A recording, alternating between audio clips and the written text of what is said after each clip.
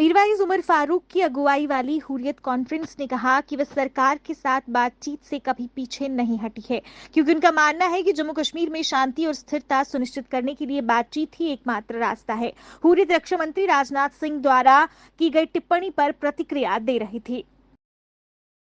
National conference के अध्यक्ष फारूक अब्दुल्ला ने जम्मू कश्मीर में अनुच्छेद 370 को एक दिन वापस लाने की कसम खाई, भले ही इसमें समय लगे। फारूक ने ये बात केंद्रीय मंत्री अमित शाह द्वारा जम्मू में एक चुनावी रैली के दौरान की गई एक टिप्पणी पर प्रतिक्रिया व्यक्त करते हुए कही, जब उन्होंने कहा था कि एनसी और पीडीपी जम्मू कश्मीर में अनुच्छेद 370 को वापस लाने का सपना देख रहे हैं। अब्दुल्ला ने पत्रकारों से बात करते हुए कहा कि इसमें समय लग सकता है, लेकिन वह अनुच्छेद 370 को वापस लाएंगे। इसे निरस्त करने में भी भाजपा को वर्षों लग गए, शायद इसे बहाल करने में भी समय लगे।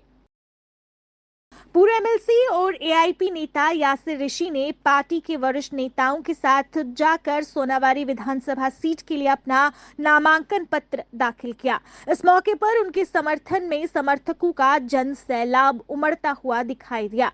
एसडीएम कार्यालय पहुंचकर उन्होंने अपना नामांकन पत्र दाखिल किया और जीत हासिल करने का दावा किया।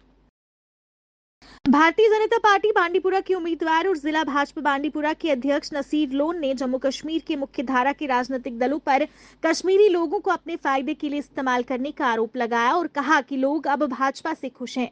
बांडीपुरा में अपने पार्टी कार्यालय में मीडिया को संबोधित करते हुए नसीर लोन ने कहा कि भारतीय जनता पार्टी ने सत्ता में आने के बाद से कश्मीर घाटी को नियंत्रित किया है और अब कोई नागरिक हत्या और पत्थरबाजी को समर्थन नहीं देता। उन्होंने कहा कि उन्हें उम्मीद है कि लोग उनके काम के कारण उन्हें चुनेंगे और अगर ऐसा नहीं हुआ तो वो भारतीय जनता पार्टी से इस्तीफा दे देंगे।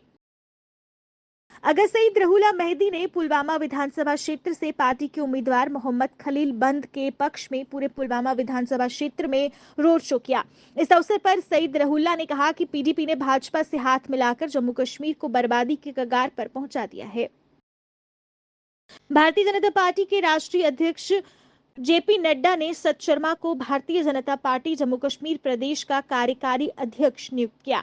इसके बाद सत शर्मा का पार्टी मुख्यालय पहुंचने पर भव्य स्वागत हुआ। पार्टी कार्यकर्ताओं ने उन्हें बधाई दी और उम्मीद जताई कि वो पार्टी की मजबूती के लिए काम करेंगे। बांग्लादेश की अंतरिम सरकार ने एक ऐसी चिट्ठी जारी की है जिससे यहां रह रहे हिंदू अधिकारियों और कर्मचारियों में भय का माहौल पैदा हो गया है। दरअसल बांग्लादेश की अंतरिम सरकार की ओर से सभी मंत्रालयों में काम कर रहे हिंदू अधिकारियों की पूरी सूची मांगी गई है।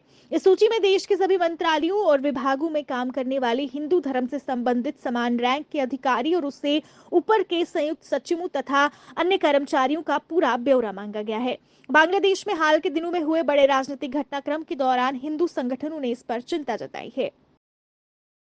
राष्ट्रीय जांच एजेंसी ने रामेश्वरम कैफे विस्फोट मामले में 4 आरोपियों के खिलाफ आरोप पत्र दायर किया है। उसमें अहम खुलासा हुआ है।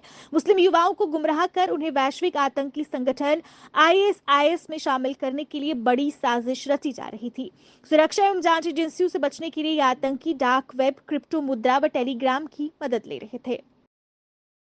कोलकाता के आरजीकर मेडिकल कॉलेज में जूनियर डॉक्टर की हत्या के मामले की सुनवाई कर रही सुप्रीम कोर्ट ने पश्चिम बंगाल सरकार को सख्त निर्देश जारी किए। कोर्ट ने कहा कि पश्चिम बंगाल सरकार आरजीकर अस्पताल में तैनात केंद्रीय औद्योगिक सुरक्षा बल को शाम तक आवास और सुरक्षा उपकरण की सुविधा उपलब्ध कराए। Chief defence of staff Anil Chauhan ने जल स्थलीय अभियान के लिए संयुक्त सिद्धांत जारी किया। नई दिल्ली में चीफ ऑफ स्टाफ कमेटी की बैठक के दौरान जारी किया गया ये सिद्धांत तीनों सेनाओं के एकीकरण और संयुक्त रूप से काम करने पर जोर देगा। साथ ही जल स्थलीय अभियान के संचालन के लिए कमांडरों का मार्गदर्शन करेगा।